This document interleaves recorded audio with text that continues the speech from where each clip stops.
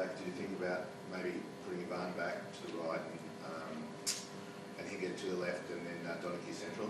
Yeah, I thought about that, but why make 3 changes when you can make 1? I thought Donk did very well at left full back. He's, it's not his normal position, but he did okay. If you make too many changes in your back line, you really can disrupt things. It's centre back is a very important position in the team, and if you put someone in cold there, it was my preference to put Donk out on the left hand side, and I thought he did okay. Mike, the structure seems pretty sound of the way the team sets up. So how far are you away from where I know you're on an interim basis, but how far away is the team from actually putting it together in such a way that you'd be satisfied with the movement of the ball, particularly through that midfield? I think you saw a good glimpse of that last week against Central Coast Mariners, particularly in the second half. Our football was electric at times. Our movement and our mobility was very good. We're still some way away. I've said before that we're like a patient who's in recovery mode, and you have setbacks.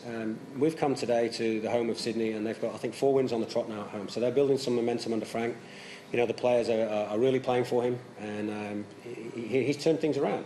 So it was never going to be an easy game. We certainly didn't come here expecting to be given anything. We had to work hard for it. But as far as the structure is concerned, we're not that far away. But we've got people playing in positions that is not their normal position.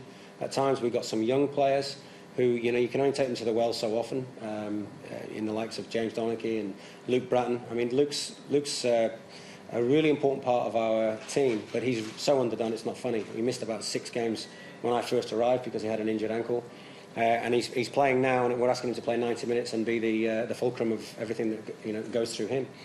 So we're still some way to go. We've got Steph, who came from Holland last week, and he's got not that much match fitness under his belt, albeit in second team at PSV, and that's very, very different from playing first team football.